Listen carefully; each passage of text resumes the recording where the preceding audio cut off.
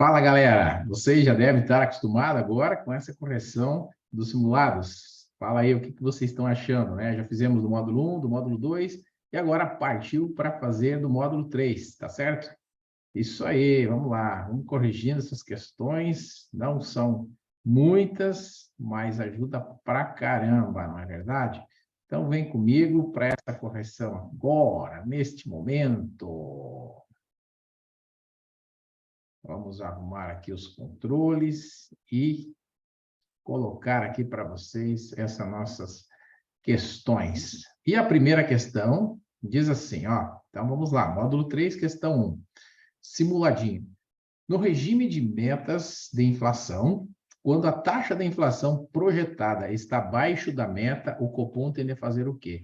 Então, vamos recuperar um pouco os conceitos aqui, né? Meta de inflação é um negócio definido pelo Conselho Monetário Nacional, certo? Como um teto de onde a inflação pode chegar, certo? E quando a inflação está acima desse teto, o Copom, o CMN, né, o Bacen, através do Copom, ele age através do aumento ou redução da taxa Selic para segurar a inflação, certo? Essa é a situação atual, inclusive, que a gente está vivendo. Nesse caso, quando a inflação está controlada, quando ela está projetada para baixo, ou seja, está sob controle, né? Não tem perigo dela subir, aí o Copom não precisa aumentar a taxa Selic, inclusive ele pode diminuir a taxa Selic, né? Nesse momento, a taxa Selic, inclusive, está em 13,75 ao ano no Brasil, e tem uma discussão muito grande pedindo por parte do governo de uma redução da taxa, que está afirmando que a inflação está controlada. Mas a inflação ainda não está dentro da meta, inclusive a meta foi mantida, né? Essa semana houve uma reunião do CMN que manteve a meta em 3% ao ano. Ela está um pouquinho acima da meta, né? Mas já diminuiu bastante, então existe uma possibilidade, segundo a sinalização da última ata do Copom, de que talvez no mês de agosto, na próxima reunião, o Copom comece um ciclo de baixa, um ciclo de queda da taxa Selic, tá certo? Então, nesse caso, quando a inflação está abaixo da meta, ou seja, está sob controle, a ideia é diminuir a taxa básica de juros Selic, tá? Então, não tem nada a ver com DI aqui, né? O DI, na verdade, ela deriva da taxa Selic para remunerar lá a renda fixa, né? Os CDBs, os fundos de renda fixa, e aumentar a taxa Selic só se faz quando a inflação está acima da meta, está muito alta ou está subindo, né? Os preços estão subindo, e aí uma das saídas que o mundo encontra é aumentar a taxa de juros, que é o que o Fed, Banco Norte-Americano, também tem feito nos últimos meses. Nos Estados Unidos, a inflação lá saiu de 1 para 5% ao ano, coisa que não acontecia há 43 anos, certo? Isso é controle da inflação. Maravilha? Partiu para a questão número 2. O investidor obteve uma rentabilidade de 7,75% no seu investimento por um período de 1 ano. E, nesse tempo, a inflação foi de 6,20%. Sobre a rentabilidade real desse investimento, é correto afirmar o quê? Então, aqui a gente precisa entender algumas coisas, né? Rentabilidade que eu estou vendo aqui, essa aqui é a rentabilidade nominal, certo? E a inflação 6,20%.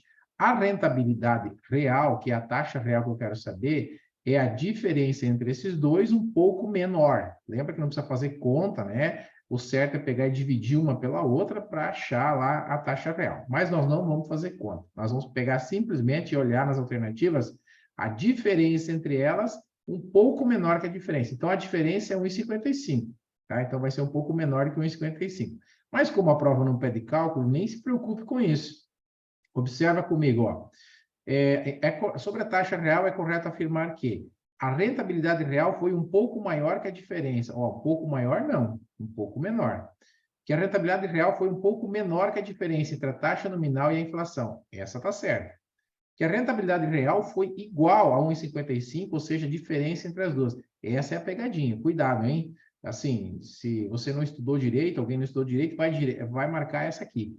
Essa aqui é a diferença exata. Porém, como a gente tem que dividir uma pela outra, sempre vai dar um pouquinho menos. Não se preocupe, sempre vai dar um pouquinho menos. A resposta sempre vai ser um pouco menor. E aqui está dizendo que foi negativa, né? Cara, para ser negativa, a inflação tem que ser maior. Então, não é o caso aqui, que a inflação foi 6,20, né? A taxa nominal sendo maior, nós vamos ter taxa real positiva sempre. Tá joia? Número 3, para um projeto de investimento de uma empresa ser aceito. Então, projetos de investimento, eles têm como um dos instrumentos lá do fluxo de pagamentos de análise a taxa interna de retorno, que é a famosa TIR. Então, a gente estudou lá também o valor presente, o valor futuro e a TMA, ou custo de oportunidade. Esses são elementos utilizados para a gente fazer cálculo de análise de projeto de investimentos, de viabilidade de investimentos e assim por diante. Para que um projeto seja viável, na verdade, a gente utiliza o fluxo de caixa ao longo de vários períodos, e esse fluxo de caixa, ele é trazido, o fluxo de caixa nada mais é do que uma expectativa de entrada de dinheiro de um projeto daqui para os próximos anos, os próximos meses, os próximos períodos, certo? Porém, o dinheiro, ele tem valor ao longo do tempo, então não adianta eu falar assim que eu vou faturar R$1 milhão daqui 10 anos, porque daqui 10 anos, R$1 milhão não vão valer R$1 milhão, concorda?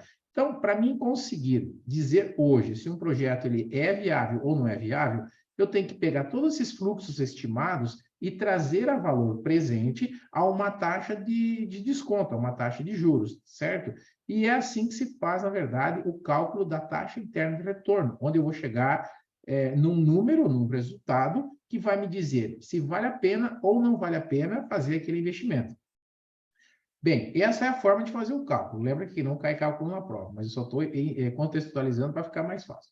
Aí, você fez o cálculo, precisa comparar com alguma coisa para saber se é viável ou não é viável. Esse comparar é com a TMA.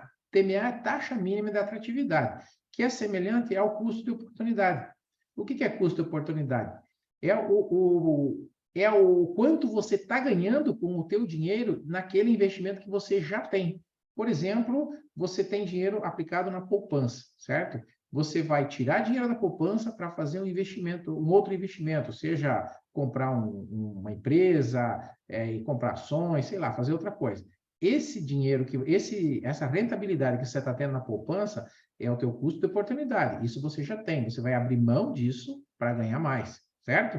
Então, o teu custo de oportunidade. Não vale a pena você correr riscos maiores do que a poupança, certo? Se para ganhar a mesma coisa.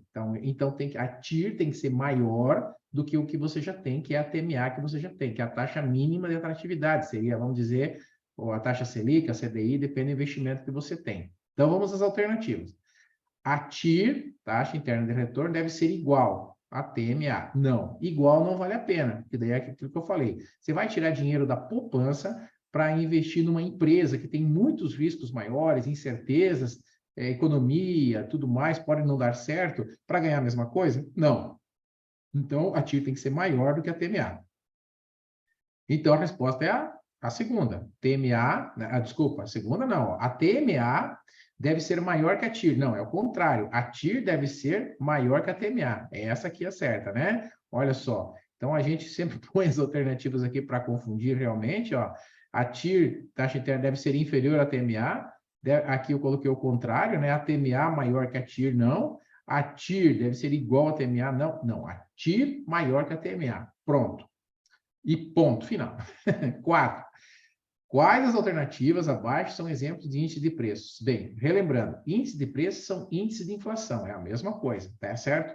Para medir a inflação, no Brasil, a gente tem 2 índices de preços, o IPCA e o IGPM. Então, a resposta certa é a primeira alternativa aqui, tá bom? Não é só o IPCA, não é só o IGPM e também não entra o INCC. Por quê? Já vou explicar. O IPCA é o índice oficial da inflação no Brasil. É esse que é utilizado para saber se a inflação está dentro ou fora da meta. Lembra que nós falamos de meta na questão 1, tá certo? O IPCA é um índice medido lá na ponta do consumo, onde o IBGE faz uma pesquisa com as famílias que ganham de 1 a 40 salários mínimos, certo? Então, esse é o índice oficial. O índice, a prévia da inflação é dada pelo IBGE, pela FGV, que calcula o IGPM, que é o Índice Geral de Preço ao Mercado, e o IGPM é feito com uma outra metodologia. Então, o que muda entre os dois é a metodologia. O IGPM, sim, ele usa o INCC no cálculo, né? Ele pega 10% do INCC, ele pega 30% do IPC, que são outros índices, né? E pega 60% do IPA, que é o Índice de Preço do Atacado. Então, o IGPM é bastante influenciado pelo atacado, né? Ou seja, pelas commodities. tem influência do dólar também, então o IGPM tem uma outra composição, então ele pode dar diferente do IPCA.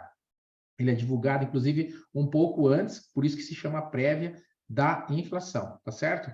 Mas os dois servem como parâmetros, digamos assim, para ver como é que está a inflação no Brasil, tá? Inclusive, o IGPM é muito utilizado, ou é o índice utilizado para reajustes ou contratos de aluguéis, certo? Então, se você for fazer um contrato de aluguel, provavelmente vai ser usado esse indicador, e se ele sobe, né, o teu aluguel vai subir, se você ganha ou se você paga, vai subir o aluguel. Então, essas são as questões aqui desse nosso simuladinho do módulo 3, módulo de Economia e Finanças, né? Um simuladinho com poucas questões, que esse é o propósito desse simuladinho, tá? Eu vou deixar esse vídeo aqui para você assistir, mas não esqueça, faça primeiro o simulado, tente entender bem as questões, depois assista o vídeo aqui para que você possa realmente matar outras questões nos próximos simulados que tem aqui na plataforma, tá bom? Faça os simulados, todos eles, e tenta gravar o máximo possível. Joia? Nos vemos nos próximos vídeos, tá bom?